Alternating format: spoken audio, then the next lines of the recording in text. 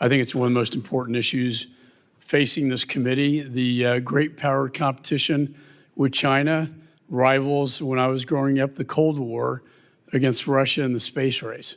And for years, we thought we could work with China as business partners. As you, Mr. Pottinger, Mr. Feiner, were covering China at that time, I was a young federal prosecutor in the Justice Department investigating the case of the re-election of Bill Clinton and campaign dollars flowing from China into the campaign coffers of the DNC. Why? Because they wanted the competitive advantage of our technology. What I found were deposit slips in Johnny Chung's bank account from China Aerospace in a meeting with the director of military intelligence where they talked about this very issue. They wanted our technology back then in 1997, and they want it today. It's even worse, far worse today than it was in 1997. And I think y'all have laid the case out very clearly in terms of what the threat is today. You know, they steal so much intellectual property from this country, but we don't have to sell it to them. And that's the axiom that led me to introduce the Enforce Act. Very simply, you cannot sell military-grade AI technology to China. I marked it up out of this committee.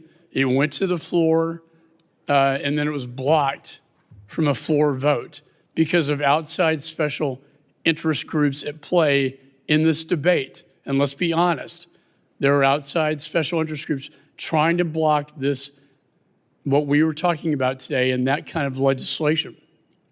I commend the chairman for his bill, and I support it. My U.S. attorney in Texas, as these H200 chips were smuggled into China, said, quote, "These chips form the building blocks of AI superiority and integral to modern military applications." So this agreement with Nvidia, we met with the CEO, and I asked him, you sold them the very chips that they use to create DeepSeek AI. AI opens the window, as the chairman said, to military-grade applications. You sold them the technology that now has given them DeepSeek AI. Granted, it was legal until we caught up with it with export controls, but it demonstrates why those controls are so important. I want to ask Mr. Pottinger this question. You said the vice chairman, I always love using the enemy's words against them, right?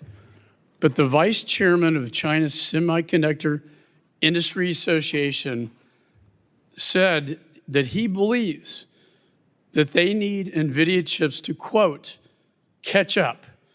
Or in other words, Beijing needs Nvidia chips to take the lead in this great power competition. Is that an accurate statement, and can you expand on that? Very good to see you, sir. Thank you. That's right. I have a fuller quote in my submitted testimony, but Wei Xiaojun is the vice chairman of the China Semiconductor Industry Association.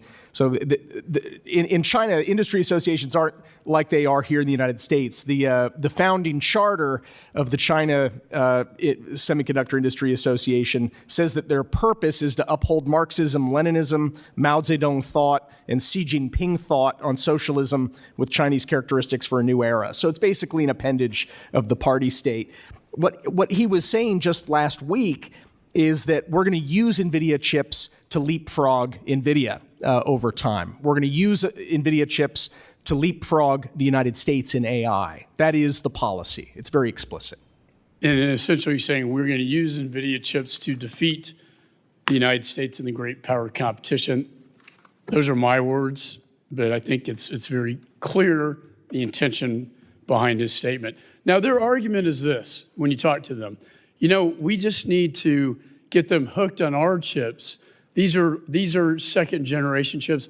We need to hook them on our chips so they don't manufacture them themselves. And by the way, we need to compete with Huawei in their own market so we have market share against Huawei. Do you buy that statement, Mr. Pottinger?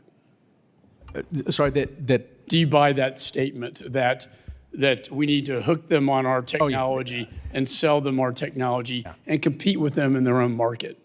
China's leaders, in their own words, utterly reject the premise that they will allow their country to become addicted. And by the way, Chinese companies have, from what I'm reading, have ordered 2 million of these chips.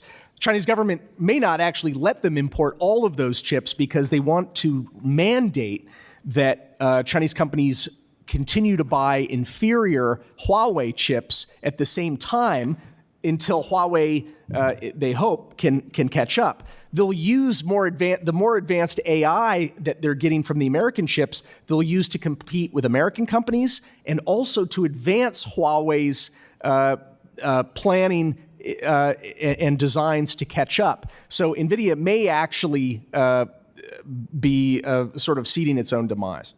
Anytime we compete with China in their own market, we lose market share. I yield back. That's right.